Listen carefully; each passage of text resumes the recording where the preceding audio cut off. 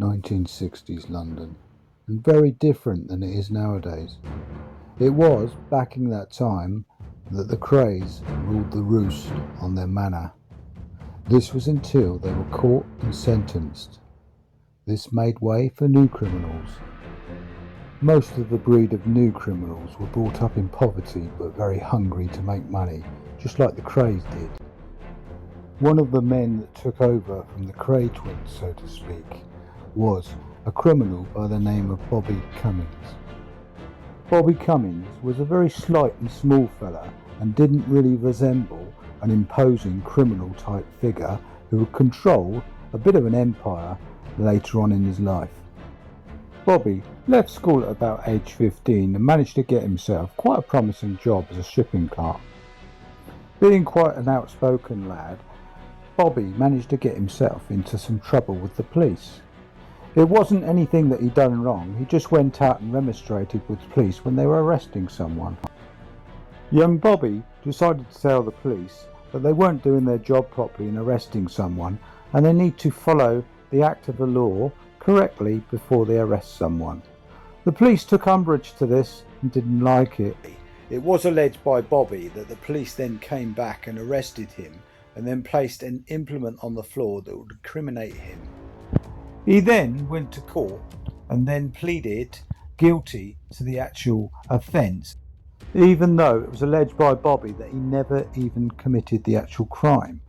His father advised him to plead guilty in order to get the lesser offence. Bobby then spent some time at a military-style institution for young offenders. This enabled him to learn more about crime than he would do on the outside. This made him very bitter and angry. When Bobby served his time at the Young Offenders Institution, he decided to go back to work and then was promptly told that he couldn't return to work. The shipping company decided there was no way that Bobby could return back to work with a criminal record. This was then a young 16-year-old Bobby decided then to go into serious crime rather than to worry about the petty stuff. Bobby decided to gather up a firearm and then he wanted to rob a post office van. Now these are in the days that post office vans carried cash around, a lot of cash. Everyday people would be paid their weekly wage in cash. Some of this cash was carried around in the post office vans. Bobby saw this a way of getting rich very, very quickly. He acquired a firearm and then decided to hold up the van. Now this was still at the age of 16. Bobby was very influential and decided to grab a group of mates and hold up the post office van. Bobby was unaware that the actual post office van didn't contain anything at all. It dropped off the wages earlier, so there was nothing in the post office van, so he actually held up, via gunpoint, a van that was empty. It was off to another military-style institution for Bobby, and that's where he learnt more of his trade as a criminal. Undeterred, Bobby came out and decided that perhaps he'd be a bit more clever than usual and not get caught next time. Bobby became convicted and he was the youngest ever armed robber in the UK. Now whilst Bobby went to court, he actually went to the same court area as the Kray twins when they were on their murder trial. The Kray twins he actually met. One of them bumped into him and spoke to him, and it was alleged that Bobby spoke to Ronnie Kray, who said that he would see Bobby again sometime in the future, and he was actually gobsmacked to hear that Bobby had robbed the post office van at gunpoint at age 16. Undeterred by this, Bobby decided that he wanted a life of crime and to be a bit more clever next time. He wanted money, he wanted fortune and power. He was a very influential figure in the East End and he managed to gather up a gang just as the Krays did before him. Once on the outside again, Bobby was asked by older firms to join them to take up bank robberies. This he did with eagerness in order to make money. One of the tricks that Bobby did to his new members as they came into the gang was offer them a pound note or a bullet, a single bullet. If the gang member decided to cross Bobby, they would get the single bullet in the head, and that would be a reminder. They could have actually walked away, but Bobby, being a very influential man, they decided to wait and make some cash.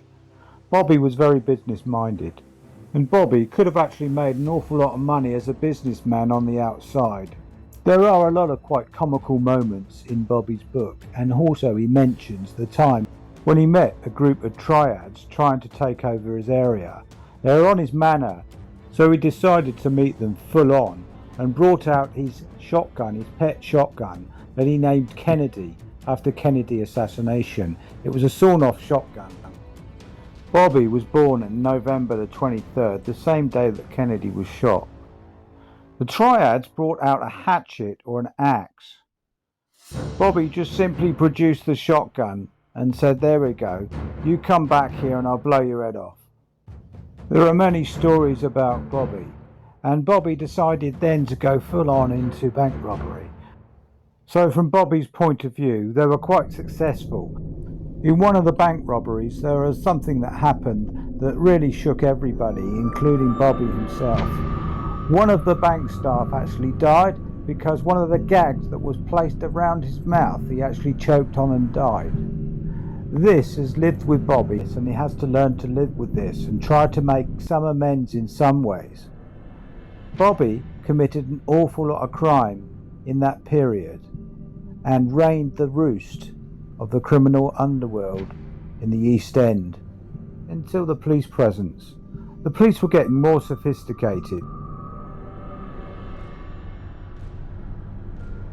It was probably only a matter of time before the police caught up with Bobby and his gang, and that he would spend over 12 years behind bars. He came out a reformed character and helped many people. To Bobby's credit, he didn't get involved with drugs and didn't like the drug scene at all, but he did get involved in extortion or protection of premises, etc., as well as bank robberies. Unlike the Krays, Bobby didn't seek big media attention until he left and went on the straight and narrow and started helping other would-be prisoners or criminals. He wrote a book, and this led on to a number of books and media appearances, and also setting up his own organisation to help get criminals back into the working world and just to help them mentally and generally have some sympathy for would-be criminals. This would hopefully put a conscience on the actual would-be criminal, and although corruption will still reign within the police force and probably will forevermore, there will always be some bad apples in the bunch, in and out of the criminal world or the police force. Bobby actually turned his life around and decided to go straight. Not only to go straight, but actually gain an OBE from the Queen in 2011. He's helped so many youngsters steer clear of this awful prison side of things and made them realise it's not a career option and it's not glamorous at all. Most criminals will normally get caught, spend an awful many years in prison, and it's not great taking away someone's freedom. Bobby himself was helped by a former criminal, a very well-known figure in Parkhurst at the time, was Charlie Richardson. Charlie Richardson led a life of crime alongside the Krays and was a rival gang of the Krays. He actually gave Bobby Cummines some advice to take up education, and if he went down the road that he was continuing on, and it would just lead him to a lifetime in prison. So Charlie recognised that Bobby was quite intelligent and told him education was the way forward for him. Charlie Richardson, got me into Open University, and that's why I promote education.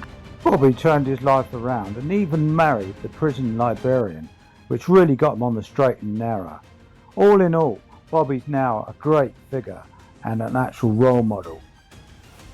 Bobby no longer glamorises crime and steers vehemently people away from crime. Thanks for watching.